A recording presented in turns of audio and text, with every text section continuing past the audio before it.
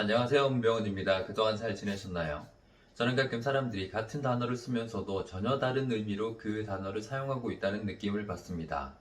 사랑이라는 단어가 대표적일 텐데요.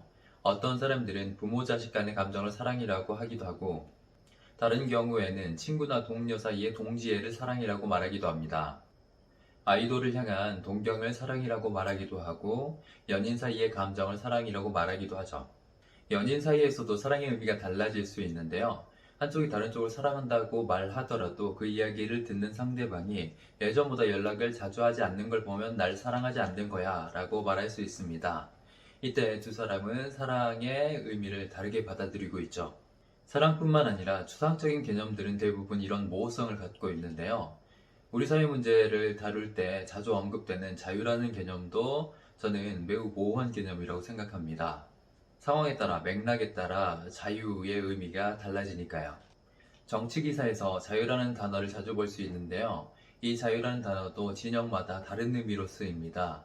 오늘은 보수 진영에서 사용되는 자유의 의미에 대해서 알아볼까 합니다. 보수 진영의 정신적 지주인 하이에크는 1974년 노벨 경제학상을 받은 유명한 경제학자입니다. 아마 여러분들은 노예의 길이라는 책으로 이 사람을 알고 있을 텐데요. 하이에크는 세계 대공황 이후 정부의 적극적인 시장 개입을 주장한 케인즈주의에 맞서 국가 권력의 한계와 시장의 힘을 주장한 신자유주의 경제학자입니다. 자유에는 여러 가지 의미가 있는데요. 하이에크는 타인에 의한 강제가 없는 상태를 개인적인 자유라고 받고 이 자유를 사회가 지켜야 한다고 주장했습니다. 그는 개인적인 자유를 정치적인 과정에 참여하는 정치적인 자유, 자유의지를 가진다는 의미에서의 형이상학적 자유, 무언가를 할 수 있다는 의미에서의 능력으로서의 자유와 구분합니다. 그는 사회에서 타인에 대한 강제가 아예 없을 수는 없지만 가능한 한 이 강제를 줄이고 개인적인 자유를 지키는 것이 사회의 목표가 되어야 한다고 주장합니다. 이때 하이에크가 주장하는 자유는 소극적인 의미에서의 자유입니다. 정치학자 이사야 벌리는 자유의 두 개념이라는 논문에서 자유에 대한 유명한 구분을 하는데요. 그는 자유를 소극적 자유와 적극적 자유로 구분합니다. 소극적 자유는 한 사람에게 다른 사람의 개입이 없는 상태를 말하고 적극적 자유는 능동적으로 무언가를 성취한다는 의미에서의 자유입니다. 적극적 자유에는 주도적으로 목표와 가치를 설정하고 그걸 성취할 수 있는 능력이 필요하죠. 이사야 권리는 소극적 자유와 적극적 자유 중 소극적 자유가 우선시되어야 한다고 말합니다. 적극적 자유를 추구하는 과정에서 소극적인 자유가 파괴되는 경우가 많기 때문입니다.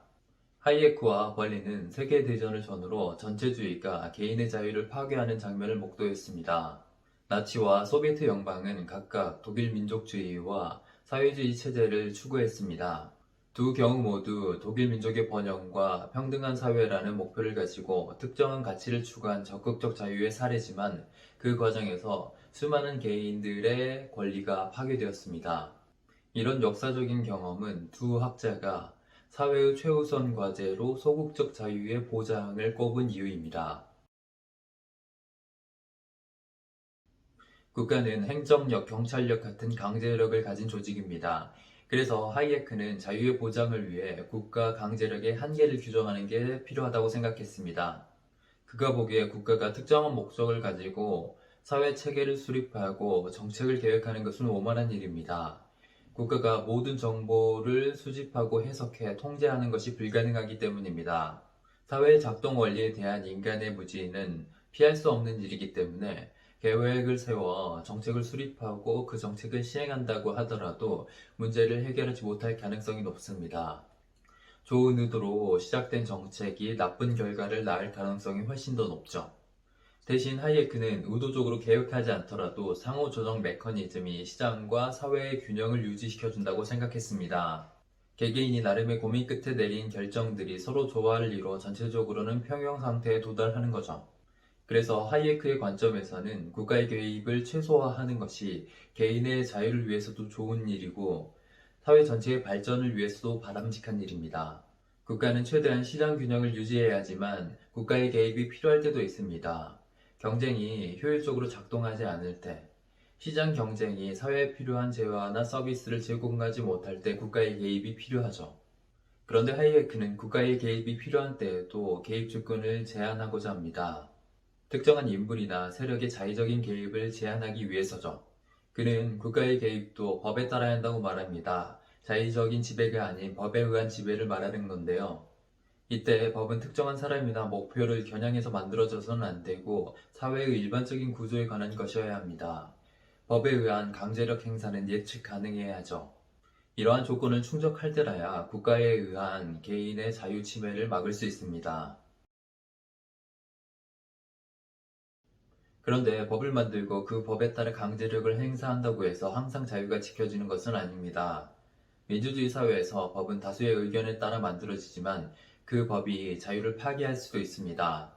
앞에서 하이에크가 개인적인 자유와 정치적인 자유를 구분한다고 말을 했었는데요. 하이에크는 민주주의가 자유를 지키는 데 도움이 되지만 민주주의가 그 자체로 목적이 될 수는 없다고 말합니다. 그는 민주주의와 자유주의를 구분하는데요. 민주주의는 무엇이 법이 되어야 하는지를 묻지만 자유주의는 법이 어떠해야 하는지를 묻습니다. 민주주의와 다르게 자유주의에는 통치의 범위와 목적에 관한 원칙이 담겨 있습니다. 그래서 다수결에 따라 만들어진 법은 민주주의 원칙에는 맞을 수 있지만 자유주의 원칙에는 맞지 않을 수 있죠. 나치는 선거를 통해 정권을 잡았지만 나치의 지배는 차별과 배제로 이어졌고 수많은 사람들의 자유와 생명을 앗아갔습니다. 다수의 동의를 얻었다고 모든 것이 허용될 수는 없습니다. 다수의 동의가 유일한 기준이 되면 선동 정치가 활개를 치고 결국 전체주의 사회가 될 가능성이 높아집니다. 그래서 자유주의 원리를 담은 법에 의한 지배는 선동 정치를 막는 주요한 기준일 수밖에 없습니다. 나치가 그렇듯 사회에서 특정한 가치와 윤리를 추구하고 그것을 일반화하려는 시도들이 종종 나타납니다. 그렇게 하는 것이 좋은 사회를 만드는 길이라고 생각하는 사람들이 있죠. 그러나 하나의 기준을 보편화하고 그 기준에 모든 사람들을 맞추려고 할 때 사회의 다양성은 사라지고 개인의 양심과 자유는 파괴됩니다.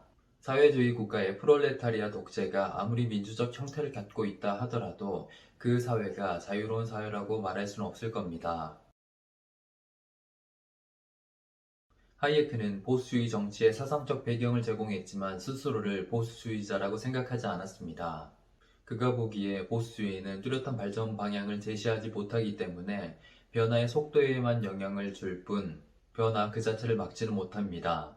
그는 보수주의의 특징을 크게 네 가지로 꼽는데요. 보수주의자는 변화를 두려워하고 권위에 대한 선호를 가지고 있으며 경제적인 힘에 대한 이해가 부족해 일관된 정책 원리를 갖지 못합니다.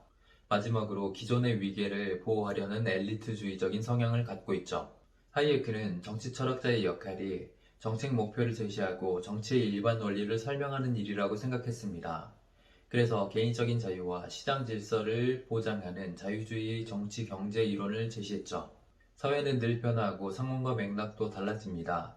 보수주의자는 변화를 두려워해 거부하지만 자유주의자인 하이에크는 자유를 목표로 변화에 대처하려 했습니다. 사회에 대한 일관된 이해 없이 변화가 두렵다는 이유로 혹은 자신의 권력을 지키기 위해 하이에크의 주장을 선택적으로 인용하는 오늘날의 보수주의자를 보고 하이에크는 무슨 생각을 했을까요? 자유로운 사회에 대한 정합적인 이론을 찾는 것이 오늘날 보수의 숙제가 아닐까 싶습니다. 그럼 다음 시간에 만나요.